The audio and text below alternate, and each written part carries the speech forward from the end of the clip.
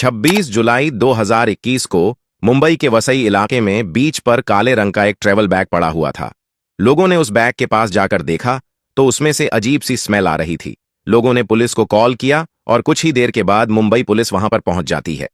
उस बैग को खोला जाता है और एज एक्सपेक्टेड उस बैग में से निकलती है एक लड़की की डेड बॉडी। लेकिन कमाल की बात है कि इस डेड बॉडी में बाकी हिस्सा तो मौजूद था, लेकिन उस डेड बॉडी का सिर वहां पर नहीं था। अब पुलिस के लिए यह पता लगाना और भी ज्यादा मुश्किल था कि यह डेड बॉडी किसकी है, क्योंकि उस बैग के अंदर से कोई आइडेंटिटी या कुछ भी ऐसा नहीं मिला था। पुलिस उस डेड बॉडी की फोटोग्राफ लेती है। बॉडी को फॉरेंसिक टीम के पास भेजा जाता है, ऑटोप्सी की जाती है, तो मालूम चलता है कि ये डेड बॉडी पिछले 2-3 दिनों से पानी में तैर रही है, यानी कि इसकी हत्या जो है वो 2-3 दिन पहले ही हो चुकी थी। अब पुलिस जो है उस लड़की के पहनावे, उसके हाथ पर लगी मेहंदी से सिर्फ इतना ही मालूम कर पाती है कि जो ये डेड बॉडी है ये किसी मुस्लिम लड़की की है, और इसी के आधार पर जो पुलिस है वो पिछले 5-6 दिनों की मिसिंग रिपोर्ट चेक करती है और आसपास के इलाके में पोस्टर लगाकर भी सूचना देती है कि एक डेड बॉडी मिली है। अगर किसी के घर से कोई लापता हुआ है तो वह अपडेट दे सकता है। लेकिन काफी कोशिशों के बाद भी पुलिस को कुछ भी मालूम नहीं चलता है, और पुलिस जो है इस डेड बॉडी की फोटोग्राफ लेती है, इसके जो कपड़े मिले थे उसके फोटोग्राफ्स लेती है और उसके डीएनए सैंपल को सेव करके इस डेड बॉडी को मुस्लिम रीति रिवाज से दफना देती है। तो सवाल यहां पर यह उठता है कि आखिर यह डेड बॉडी किसकी थी, और पुलिस को इस डेड बॉडी के आधार पर कातिल तक पहुंचने में कितना समय लगा और कैसे पुलिस ने कातिलों को पकड़ा। यह कहानी मुंबई के महाराष्ट्र की सच्ची घटना है और बहुत इंटरेस्टिंग स्टोरी होने वाली है, क्योंकि जिस तरह से पुलिस ने इस केस का खुलासा किया तो पुलिस की भी तारीफ जितनी की जाए उतनी कम है। इस वीडियो में आप लोग अंत तक बने रहे ताकि आपको इस केस के पीछे की पूरी सच्चाई मालूम चल सके। समय बीतता जाता है और ऐसे ही 14 महीने बीत जाते हैं। अब दिन आ जाता है 29 अगस्त 2022 का, जब मुंबई के नाला सुपारा इलाके में पुलिस स्टेशन में जावेद शेख नाम का एक बुजुर्ग व्यक्ति आता है और वो पुलिस को बताता है कि उसे अपनी 25 साल की भतीजी की मिसिंग रिपोर्ट लिखवानी है, जो पिछले 1 साल से लापता है। अब पुलिस सबसे पहले यही सवाल पूछती है कि अगर भतीजी 1 साल से लापता है तो आप रिपोर्ट लिखवाने इतना लेट क्यों आए हैं, जिस पर यह जावेद शेख नाम का व्यक्ति पुलिस को बताता है कि दरअसल वह कर्नाटका के वेलगम शहर का रहने वाला है। उसकी एक भतीजी है जिसको पाल पोस कर इसी ने बड़ा किया, क्योंकि उसके माँ बाप बचपन में ही गुजर गए थे, और 2017 में उसने अपनी भतीजी की शादी मुंबई के नाला सुपारा में रहने वाले आसिफ के साथ की थी, जो दुबई में जॉब करता था। सब कुछ बहुत अच्छा चल रहा था। नाला सुपारा में आसिफ का खुद का घर भी था, उसकी जॉइंट फैमिली थी, और अक्सर जो यह जावेद शेख है उनकी अपनी भतीजी से बात भी होती थी। लेकिन 1 साल पहले जब उन्होंने अपनी भतीजी को फोन किया तो उधर से आसिफ, यानी कि जो उनकी भतीजी का हस्बैंड था, उसने उन्हें कहा कि जो आपकी भतीजी है जिसका नाम सानिया शेख है वह आपसे नाराज है और वो आपसे बात नहीं करना चाहती। जावेद शेख को लगा कि नाराजगी है, कुछ दिन में दूर हो जाएगी, लेकिन ऐसे ही करते करते 1 साल बीत जाता है।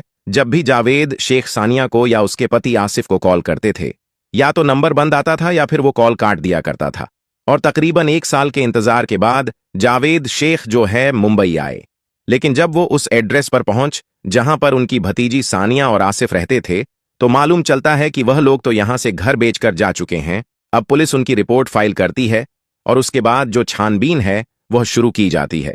लेकिन पुलिस को कहीं ना कहीं 14 महीने पहले की उस डेड बॉडी का भी ख्याल आता है जो बीच से मिली थी, और पुलिस जो है जावेद शेख को वो फोटोग्राफ दिखाते हैं उस डेड बॉडी के, उसके कपड़ों के, जिससे जो जावेद शेख है वो कहता है कि ऐसे जो कपड़े हैं वो उनकी भतीजी के पास भी थे,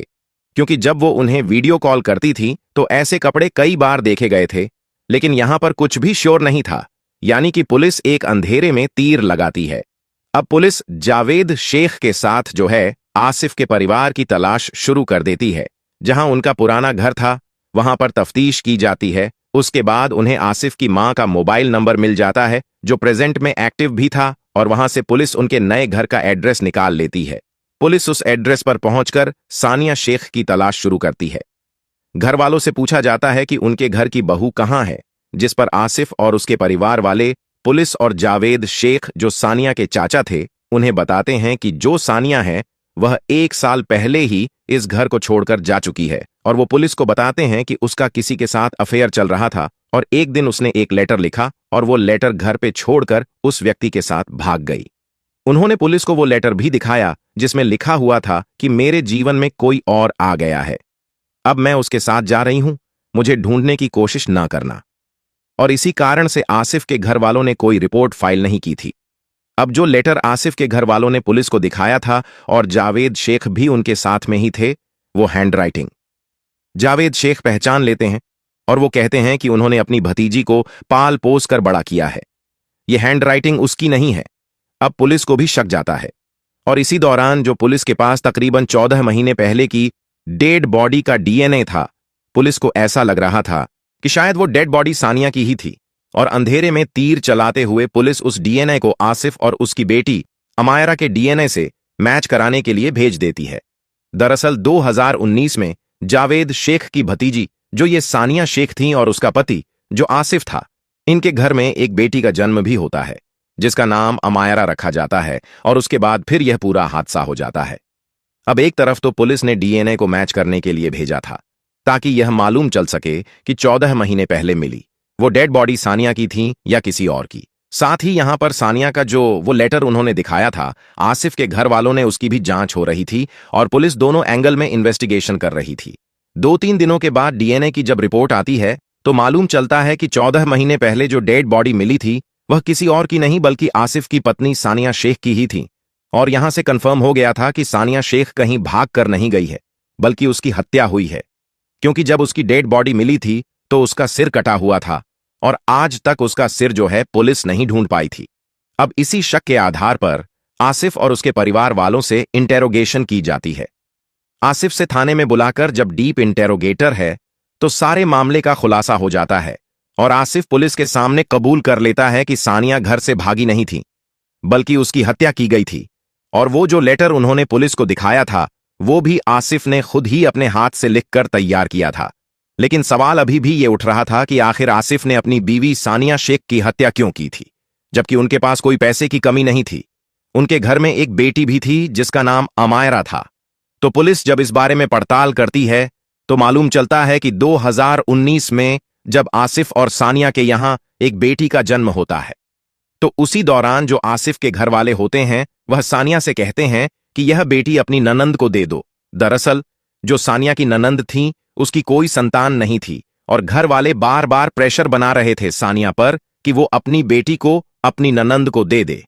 लेकिन सानिया किसी भी हालत में यह करने को तैयार नहीं थी और इसी के चलते उनमें आपस में बहुत झगड़े होते हैं और इसी झगड़े में जो आसिफ है वो भी अपने परिवार वालों का ही साथ देता है। 2021 में बकरा ईद वाले दिन जब आसिफ की मां, उसकी बहन और बाकी के लोग जो है रिश्तेदार के यहां गए हुए थे तो आसिफ, उसका छोटा भाई यासिन और आसिफ के पिता तीनों मिलकर यह प्लान बनाते हैं कि सानिया को आज हम इस बात के लिए फोर्स करेंगे कि वो अपनी बेटी को ननंद को दे दे, नहीं तो हम इसे रास्ते से हटा देंगे। और ऐसा ही कुछ होता है। आसिफ, उसका छोटा भाई और उसके पिता तीनों मिलकर पहले सानिया से कहते हैं कि अपनी बेटी अमायरा को अपनी ननंद को दे दो,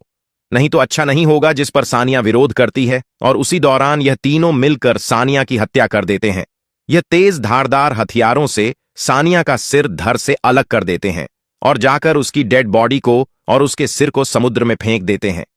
इस बॉडी को ठिकाने लगाने में सानिया के नंदोई यानी कि जो आसिफ के जीजा थे वो भी यहां पर हेल्प करते हैं और उसकी डेड बॉडी को समुद्र में फेंक आते हैं।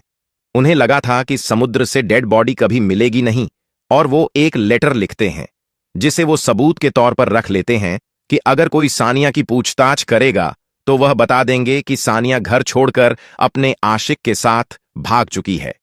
प्लान तो इन्होंने बहुत अच्छा बनाया था, आज तक भी सानिया का सिर तो नहीं मिला, लेकिन पुलिस की इन्वेस्टिगेशन की यहां पर तारीफ करनी होगी जिसने सानिया की डेड बॉडी के डीएनए सैंपल्स, फोटोग्राफ्स को संभाल कर रखा। और जावेद शेख जब अपनी भतीजी की रिपोर्ट लिखवाने आए तो अंधेरे में तीर पुलिस ने लगाया जो सही निशाने पर लगा। इस केस में पुलिस ने 4 लोगों को प्राइम सस्पेक्ट बनाया है जिसमें सानिया का पति आसिफ, उसका छोटा भाई, उसके पिता और आसिफ के बहनोई शामिल हैं। इन सभी के खिलाफ संबंधित धाराओं में मुकदमा दर्ज करके एविडेंस जुटाकर जो है केस चल रहा है, इनको सजा जरूर मिलेगी। बाकी इस केस से आप लोगों ने क्या सीखा, कमेंट में जरूर बताएं।